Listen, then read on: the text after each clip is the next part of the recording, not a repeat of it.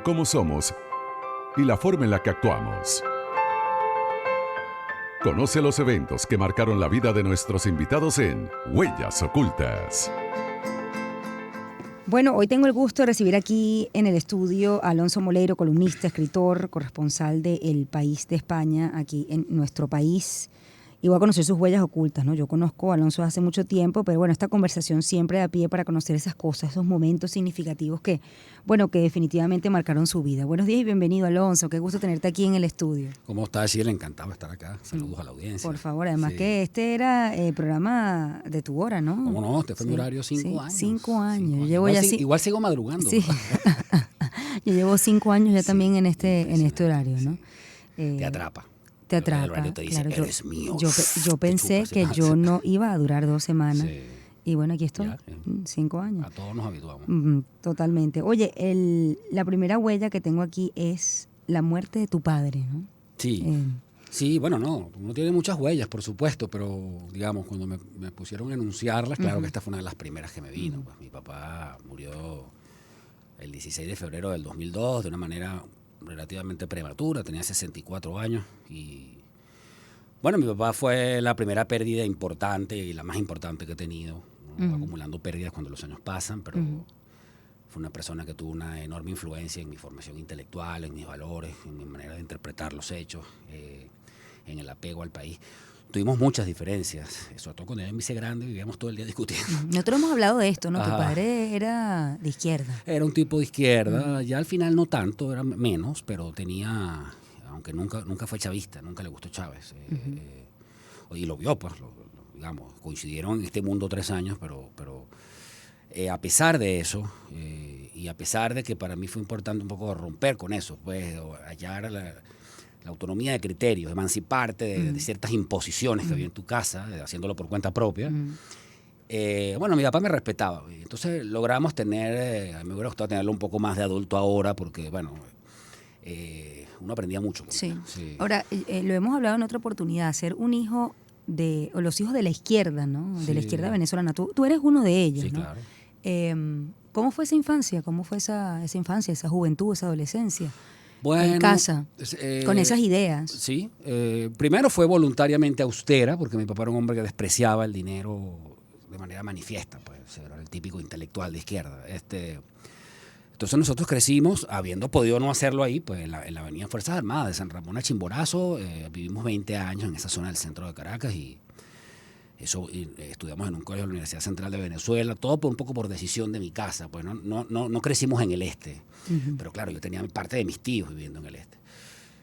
Yo siempre sentí que mi papá fue una figura que la gente respetaba, pero claro, tener un papá de izquierda es un tema, porque un día te agarran desprevenido en una reunión y la gente de pronto levanta las cejas. Ah, sí, ese es tu papá, así, cosas así, ¿no? Con las que uno se va habituando y lo lleva, pues. Pero bueno, yo siempre llevé con muchísimo orgullo a mi papá, la verdad. Es que yo no sería quien soy sin él, o sea.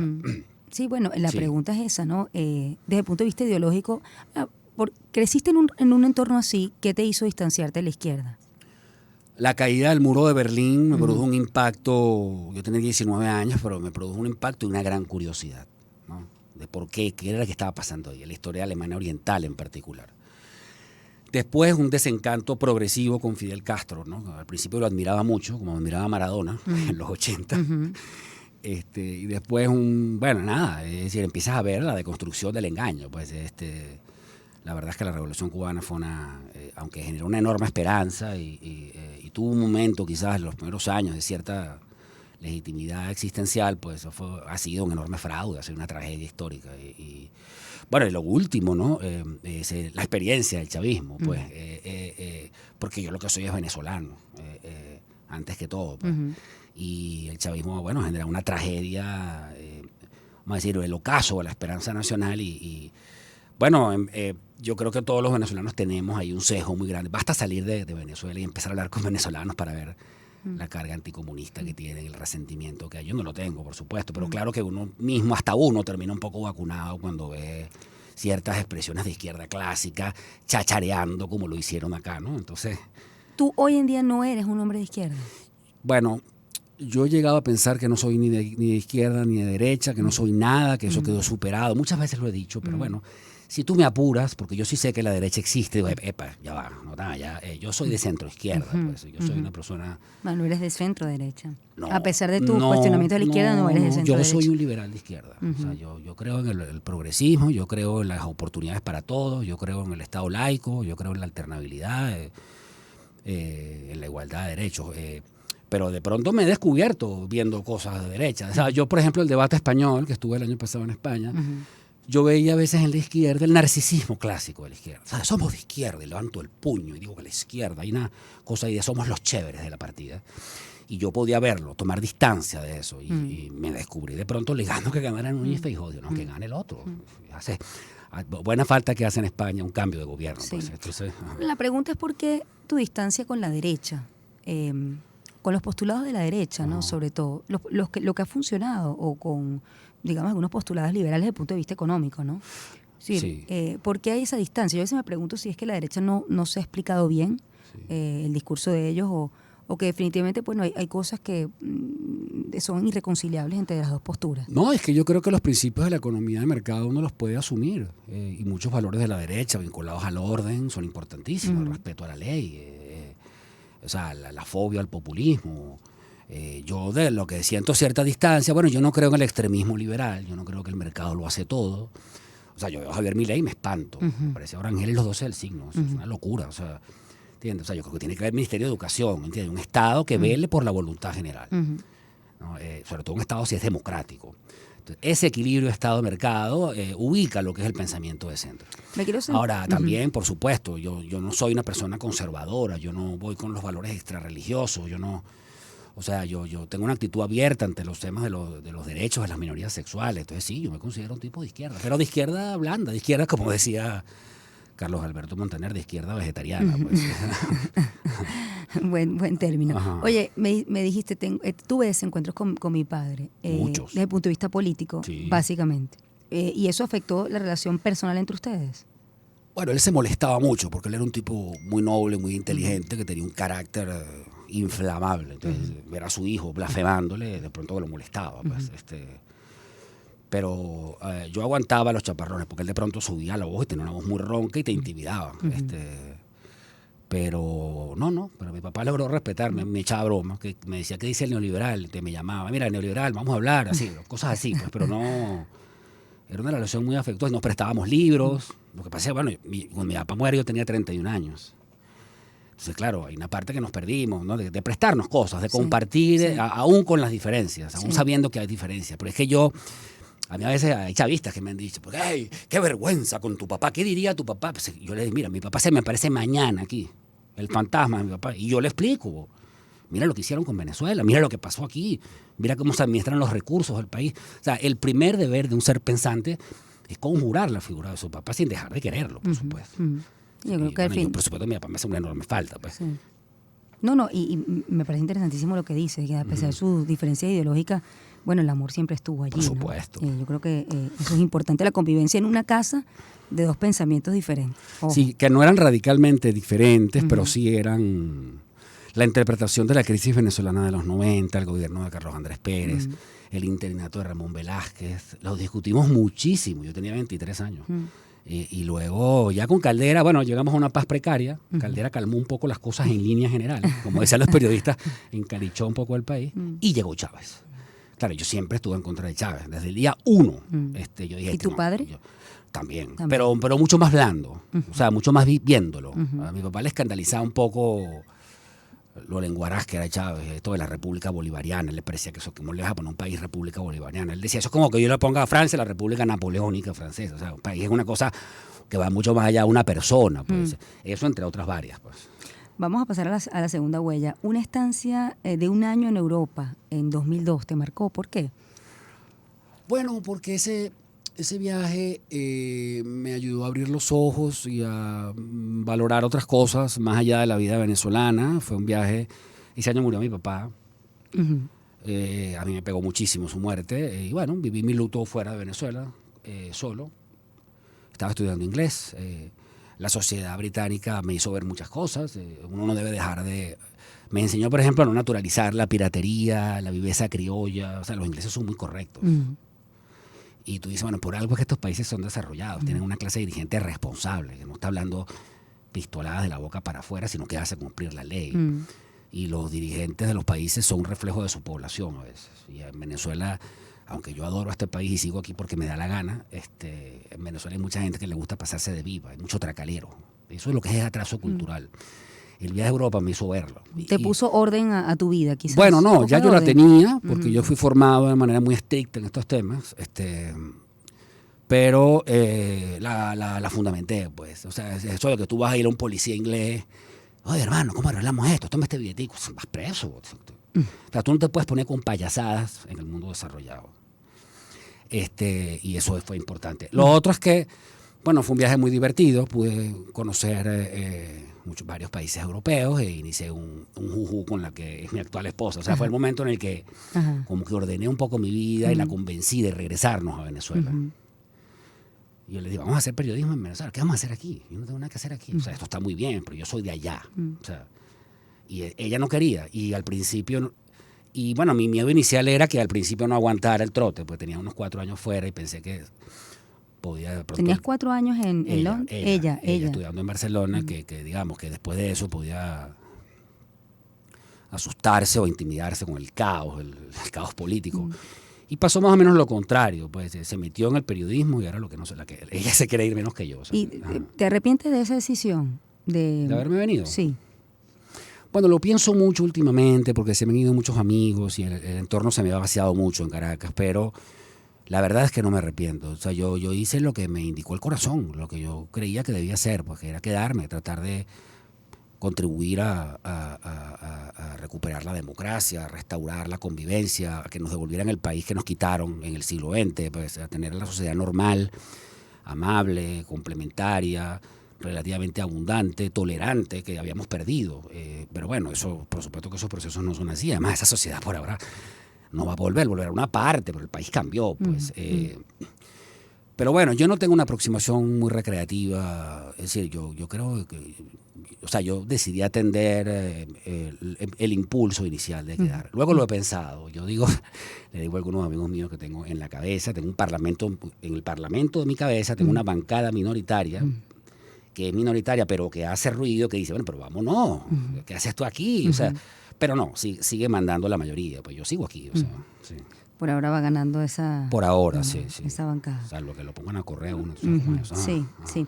A ver, el nacimiento de tu hija es otro de los momentos importantes. Bueno, ¿no? claro. ¿Cómo no? Por supuesto, Sí. el que haya tenido hijos. Pero ¿cómo te cambió la vida, no? Porque obviamente el nacimiento, claro, pero eso va más allá, ¿no? Es la transformación, bueno, de distintas formas de vida que tú tienes y que, bueno, que viene una persona, alguien de la cual tú te tienes que hacer cargo y que definitivamente, en el buen sentido, bueno, cambia tu responsabilidad y tu aproximación al mundo, ¿no? Totalmente. Y que sea una hija hembra más todavía. Cuando me dijeron que mi hija era hembra, yo decía, ¿cómo que hembra? Yo no lo podía creer, o sea, seguro. Pero revise, yo decía, revise bien, no es una hembra. Y fue, bueno, un gran aprendizaje. Yo crecí rodeado de varones, con primos varones, hermanos varones. O sea, ¿tú estabas seguro que iban a ser un varón? Yo no lo pensé mucho, pero creía que era varón, estaba como confiado en que era un varón, estaba pensando en el varón. Y bueno, la hembra es otra cosa, pues es un registro diferente y me aplanó la torpeza, aprendí a peinarla, aprendí a esto de que se tarde saliendo, sus ataques de mal humor. No, las hijas son un verdadero... Me volví feminista con mi hija. O sea, yo digo, bueno, si yo tengo una hija, ¿cómo no voy a ser feminista? ¿Entiendes? Sí. Por eso es que yo no soy de derecha. O sea, entonces, o sea, yo quiero derechos para ella también, como ser humano. Y los derechos para ella no tienen por qué ir en contra de ningún hombre.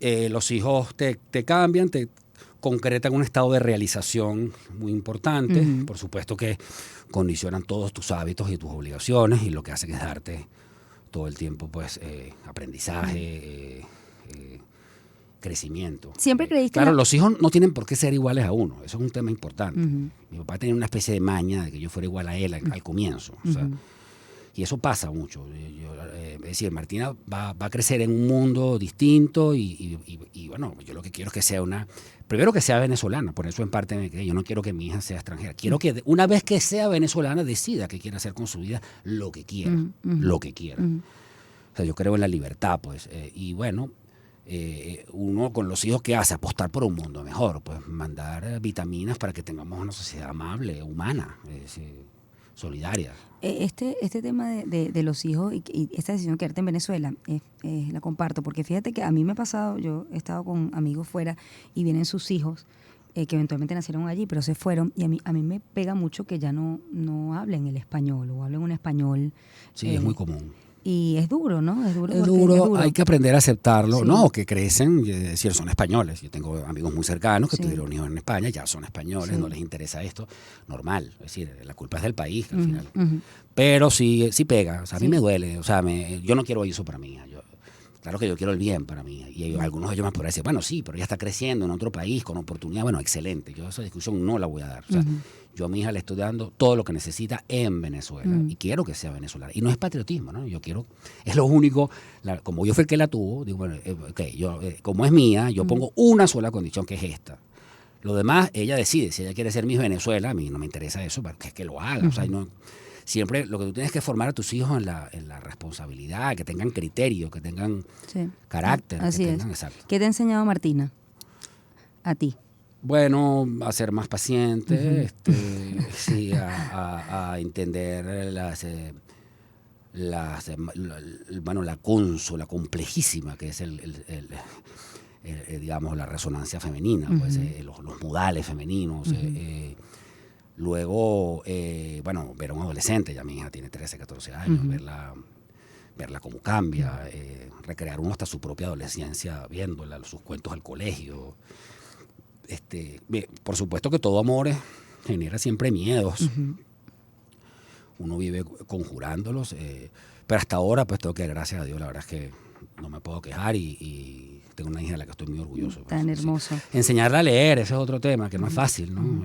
Nunca lo ha sido con la tele y ahora con los teléfonos. Sí. O sea, yo no conozco un padre que no le diga a su hijo nunca suelta ese teléfono. El reclamo más popular de este momento. Pero yo trato de que lea, la pongo a leer y ahí la medio Porque obligo. además que tú eres un lector bastante ávido, ¿no? Sí, yo quiero que ella sea lectora. Pues, o sea, yo creo que eso hace mucho la diferencia en muchas cosas. Estamos en una zona de turbulencia que se llama adolescencia, donde a lo mejor el rendimiento puede bajar un poco, pero yo lo tengo claro y yo la voy a esperar a los 18 años para terminar de apretar eso. Bien. Y que sea una lectora habitual. Sí. Eso es maravilloso. Sí. Bueno, pero ahorita también, ¿te gusta que sea lectora de libro físico? Porque también puedes hacerlo a través de la tablet. Bueno, no, yo no tengo ningún problema con las tablets, que lea. porque las tablets hacen que hay más personas leyendo y tú puedes acumular materiales. A mí no me gusta, o sea, yo soy muy conservador, pero claro que...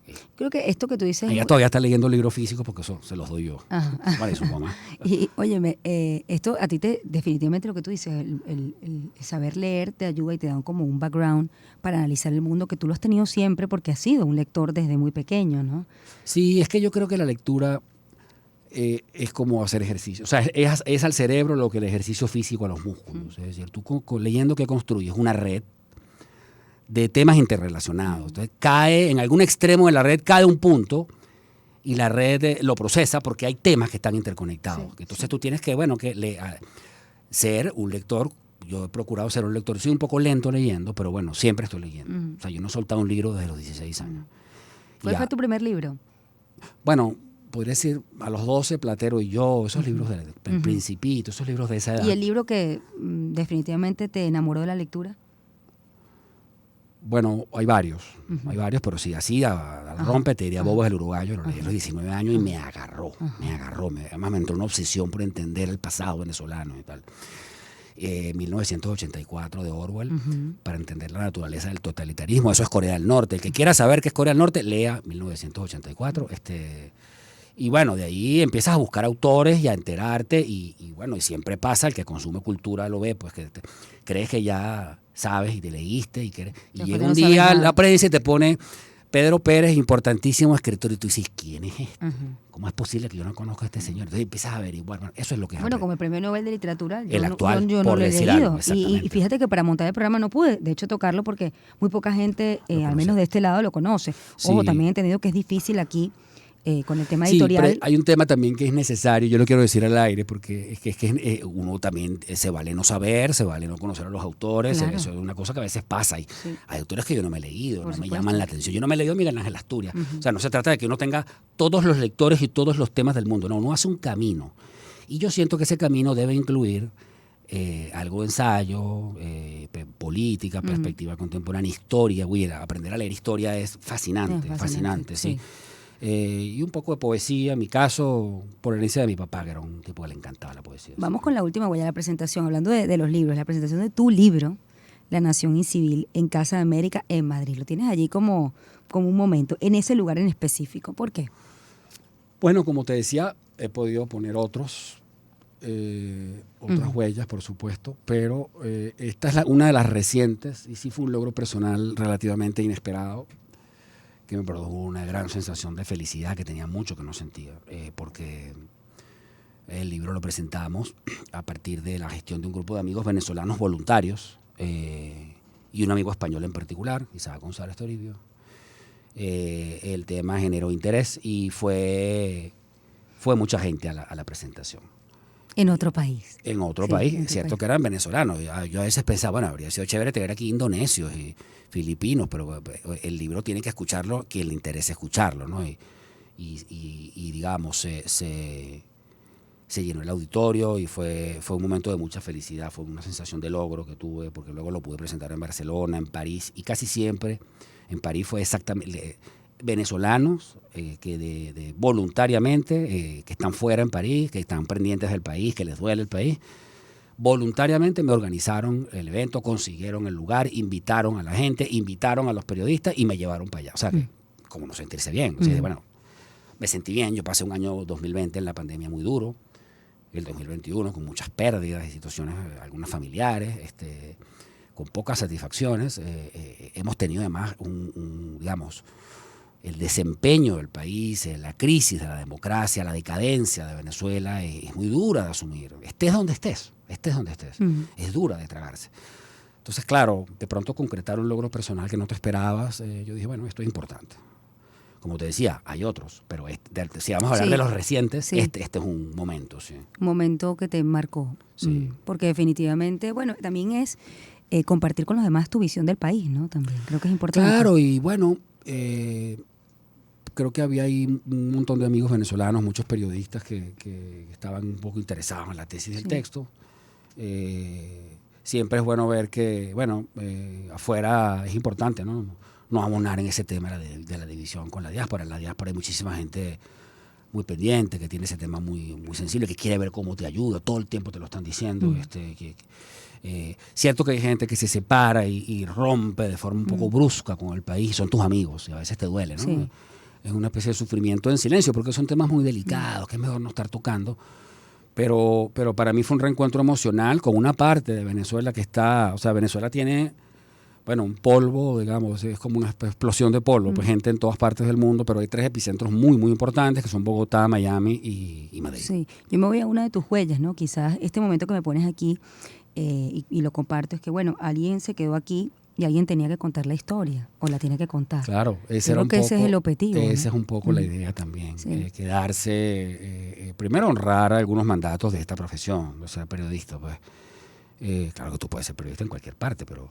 Y lo otro era eso, yo creo que alguien tiene que quedarse a echar el cuento, Sí. a relatar esta historia, y además a tratar de aclarar hacia afuera, porque yo creo que hacia afuera hay de todo, por supuesto, pero también a veces se consume con un cierto prejuicio la realidad actual. Pues la gente tiende a creer que como no hay cambio y el presidente es el mismo, ya no vale la pena ocuparse. Sobre todo si sacaste a tu gente de Venezuela, como que Venezuela es un maletero que tú dejaste ahí con un poco de trasto, eso no está bien. O sea, yo me esmero mucho en explicar que eso no es así y que siga habiendo una sociedad civil, una sociedad democrática bastante grande, que acaba de renovar autoridades en la UCB, que acaba de hacer que tiene todavía expectativas y que no ha perdido la ilusión en medio, porque bueno, finalmente, como tanto se ha dicho, los países no se deshacen, pues los países continúan. Así es, Alonso. Me has dado una maravillosa entrevista, qué hermoso conocer las huellas, estas huellas que te han marcado y que están muy vinculadas, por cierto, con nuestra realidad del país. Te mando un abrazo. Gracias por Shirley. haber compartido. Me ha encantado también conocer esa huella del padre Alonso Molero. Esa no lo conozco. El que peina a Martina. No, y no en le la gusta mañana. que la peine No le antes. gusta. No, que me peine mi mamá. O esto de, por ejemplo, papá se echó a perder el control remoto. Entonces, yo no lo sé arreglar. Pero papá, la furia. Así. No, bueno, es la primera vez que digo al aire que soy feminista. O sea, yo sentí que las causas de las mujeres me pertenecen a mí también después que tuve una hija. Qué hermoso, Sí. qué hermoso, Alonso. 7:59, vamos a hacer una pausa, ya volvemos. Persona fallecida